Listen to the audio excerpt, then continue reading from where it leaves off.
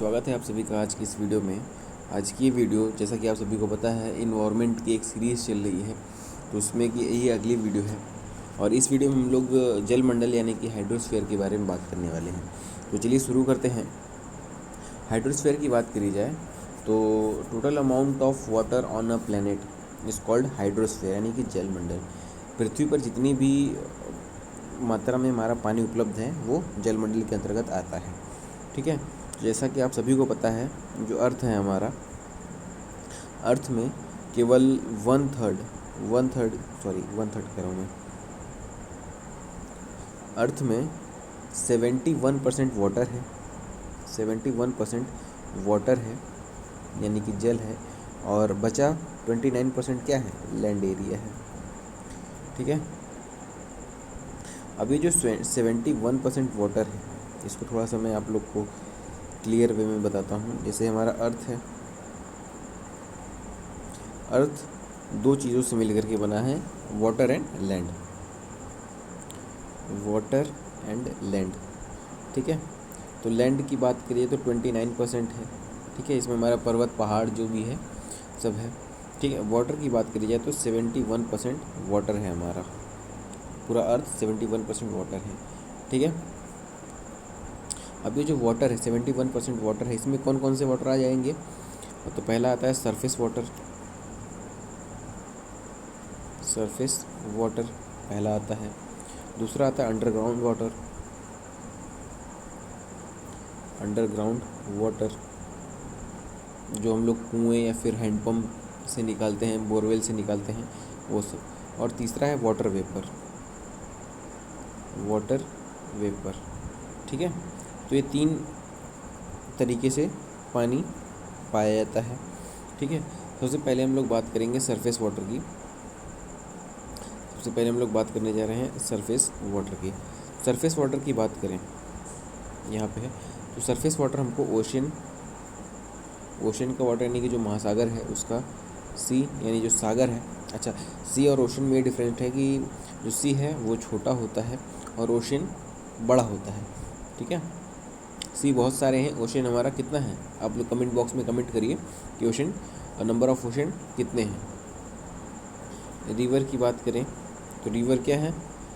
Source of surface water. Surface पे जितने भी वाटर्स पाए जाते हैं वो सब लेक्स हो जाएगा, जितने भी लेक हैं, पॉन्ड यानी कि तालाब, जितने भी तालाबें हैं वो सब क्या है? सोर्स ऑफ सरफेस वाटर है। सरफेस वाटर हमको इन सब चीज़ों से मिलता है, और बाकी जितने भी सरफेस पे प्रेजेंट होंगे वो surface source of surface water होंगे। अब बात करते हैं डिस्ट्रीब्यूशन ऑफ वाटर की। डिस्ट्रीब्यूशन अंडरग्राउंड वाटर के बारे में बात करिए तो अंडरग्राउंड वाटर जो जल के नीचे पानी रहता है वो हो गया हमारा, और वाटर वेपर जो हमारा वाटर वेपर के फॉर्म में रहता है वो वाटर वेपर कहलाता है। ठीक है, अच्छा, तो 71% वाटर है, इसको हम लोग क्या करें? डिस्ट्रीब्यूट करें तो कैसे होगा? ठीक है, तो 71% वाटर में सपोज करिए 71% वाटर हमारा 100% वाटर है, जो कि है यानी इतना ही परसेंट वाटर है। क्योंकि हमारे पास टोटल वाटर कितना है? टोटल 100% है। ठीक है, टोटल 100% वाटर है हमारे पास। अच्छा, अभी 100% वाटर में सलाइन वाटर कितना है? सलाइन वाटर क्या होता है? लवणीय जल यानी कि जो समुद्र में या फिर जो महासागर में पाया जाता है वो हमारा क्या हो जाएगा? Saline water. ये 97% यानी लगभग सारा पानी कैसा है? समुद्र का पानी ही है, महासागर का ही पानी है। ठीक है, केवल 3% क्या है? फ्रेश वाटर है। 3% क्या है? फ्रेश वाटर है। 3% वाटर जो है वो फ्रेश है, यानी इससे तो कोई मतलब नहीं है, ये पीने खाने में कुछ में यूज़ नहीं होगा, ये वाला वाटर यूज़ नहीं होगा। जो यूज़ करेंगे हम लोग नहाने धोने खाने पीने, वो हम फ्रेश वाटर का ही यूज़ करते हैं। अच्छा, ये 3% फ्रेश वाटर है, इसको भी दो भागों में कैटेगराइज कर देते हैं। पहला 70% और दूसरा है 30%। अब जो 70% वाटर है, 70% वाटर ये ग्लेशियर की फॉर्म में है, यानी बर्फ़ के रूप में जमा हुआ है। इसको भी हम लोग यूज़ नहीं कर सकते हैं। जो अंटार्कटिका और जो साउथ पोल नॉर्थ पोल में बर्फ़ जमी होती है वो उसको अगर मिलाएं पानी को, तो वो 71% होगा, जो 70% होगा जिसको हम लोग यूज़ नहीं कर सकते हैं। यूज़ करने वाला वाटर कितना है, फ्रेश वाटर की बात करें तो 30% है। 30% किसका, इस 3% का। आप लोग समझने की कोशिश करिएगा, ठीक है। कितना कम, अगर टोटल वाटर की बात करें तो हम लोग कितना कम वाटर कंज्यूम कर रहे हैं, ठीक है। जिसमें 30% में ड्रिंकिंग वाटर यानी पीने के लिए यूज़ करते हैं, पीने के लिए। और ये वाटर हमको कहाँ से मिलती है, सोर्स क्या है इसका, रिवर है, नदियों से मिलता है, झीलों से मिलता है, तालाबों से मिलता है, और अंडरग्राउंड वाटर, ये सारी की सारी कहाँ से मिलती हैं, ये सोर्सेज हो गए। और यूजेस क्या क्या, पीने के लिए और कपड़ा धोने के लिए, नहाने के लिए, बहुत सारी यूजेस, जितना भी वाटर का यूज़ करते हैं हम लोग वो इसके अंतर्गत आ जाएगा, ठीक है। तो एक बार इस चार्ट को आप लोग फिर से देखिए। 71% वाटर है, जैसे 71% का मतलब मेरा, जैसे ये हमारा लैंड एरिया है, 30% लैंड एरिया है, इतना वाटर है, ठीक है, इतना ही वाटर है ना। तो इतना वाटर को उठा करके हमने यहाँ पे 100% कर दिया। अगर से एरिया वाइज देखा जाए तो 71%, और अगर टोटल वाटर, हमारा टोटल चीज़ कितनी होती है, 100% होती है खुद में, तो यहाँ पर मैंने 100। अच्छा, ये अब इसमें से 97%, यहाँ पर मैं थोड़ा सा ड्रॉ करने की कोशिश करूँगा, शिट सॉरी,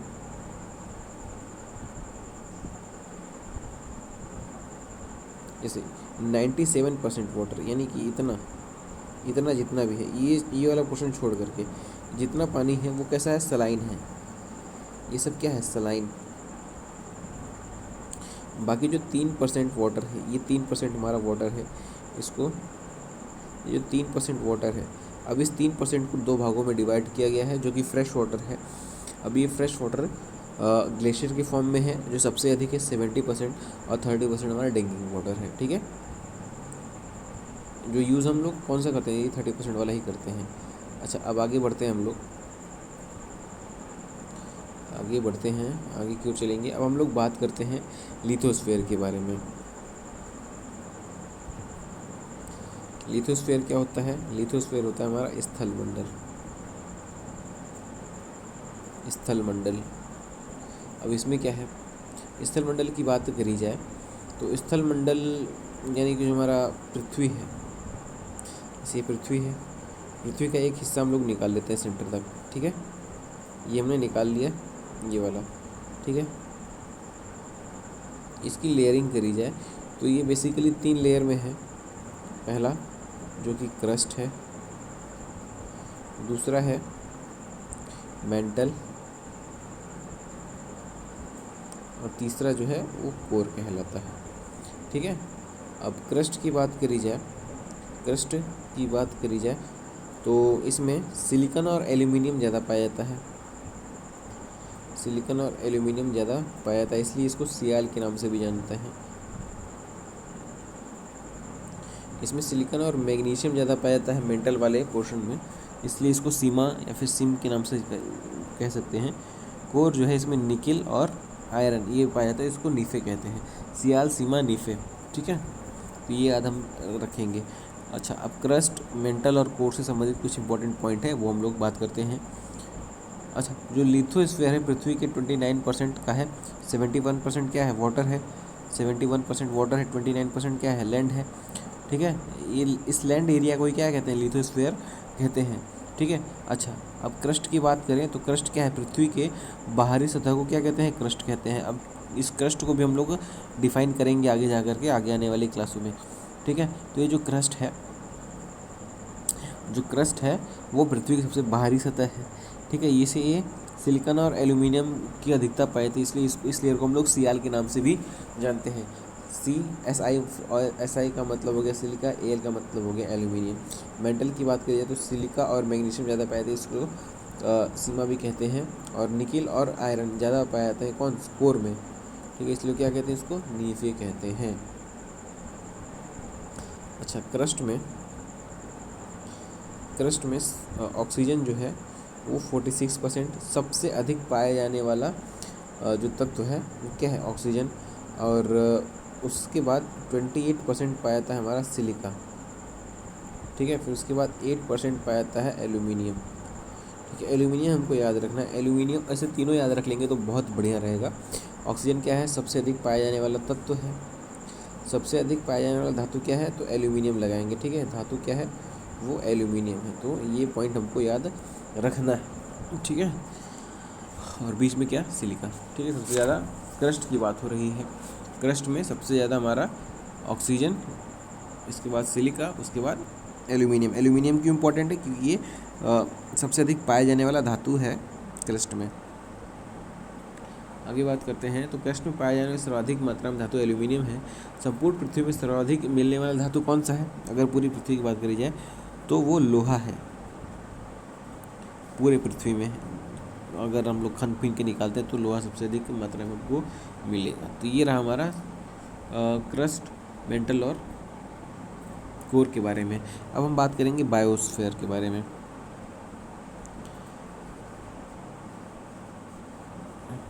बायोस्फीयर के बारे में बात करते हैं, चलिए।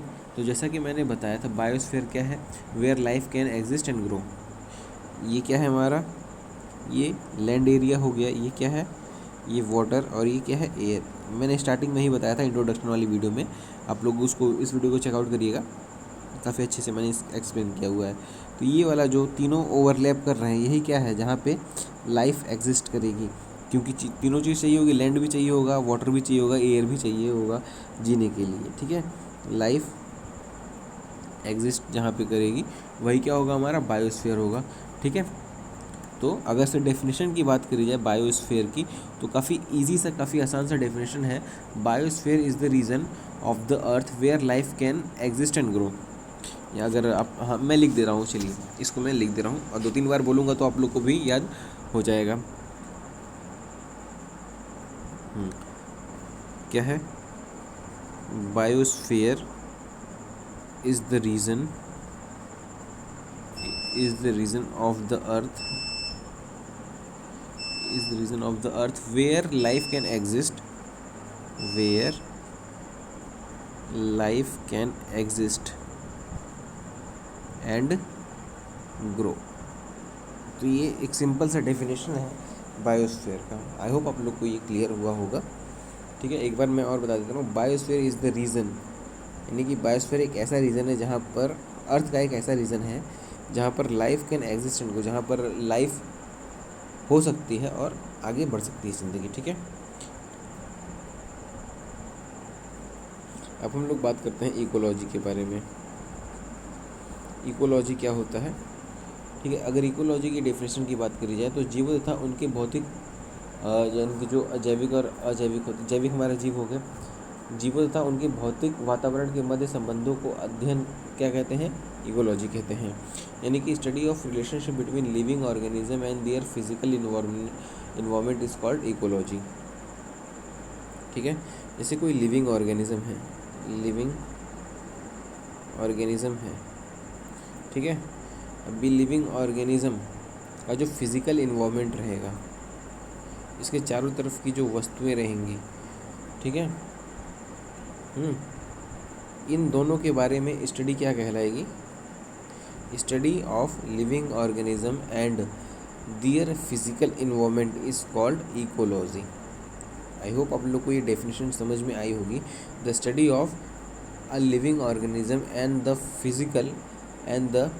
Physical environment of that living organism is called ecology. यानी कि किसी के बारे में, किसी लिविंग ऑर्गेनिज्म के बारे में पढ़ना और उसके आसपास, यानी कि उसके जो इन्वायरमेंट में जितनी भी सारी चीज़ें हैं उसको स्टडी करना क्या कहलाता है, हमारा इकोलॉजी कहलाता है। जैसे कोई जीव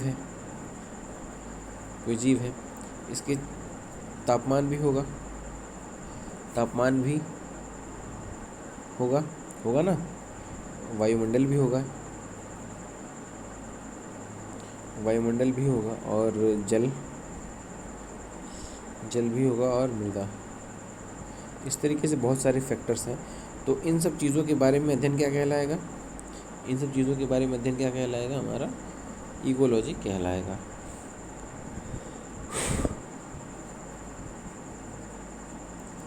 अब बात करते हैं फादर ऑफ इकोलॉजी, वो कौन है। Father of ecology P Odum को माना गया है, father of ecology P Odum. और इकोलॉजी शब्द जो है, ये वर्ड जो है, ये वर्ड जो है वो किसने दिया था? अर्नेस्ट हैकले ने दिया था, अर्नेस्ट हैकल।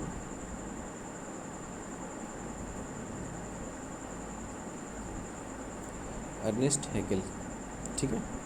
तो ये दो वर्ड याद रखने, अर्नेस्ट हैकल इंपॉर्टेंट है, पीओडम याद है इंपॉर्टेंट है। फादर ऑफ इकोलॉजी पीओडम, और वर्ड किसने दिया था इकोलॉजी? अर्नेस्ट हैकल ने दिया था। अब हम लोग बात करेंगे इकोसिस्टम के बारे में। इकोसिस्टम यानी कि पारिस्थितिकी तंत्र, ये क्या है? इकोलॉजी क्या है? पारिस्थितिकी है। इकोलॉजी क्या है? एक पारिस्थितिकी है केवल।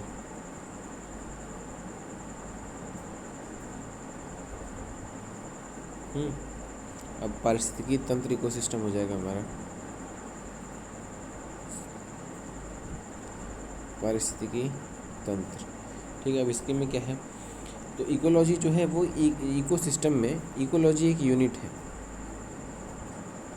इकोसिस्टम, इकोलॉजी यानी कि इकोसिस्टम, जैसे ये सपोज करिए इकोसिस्टम है, तो ये इकोलॉजी उसका एक पार्ट है या फिर एक यूनिट है, ठीक है।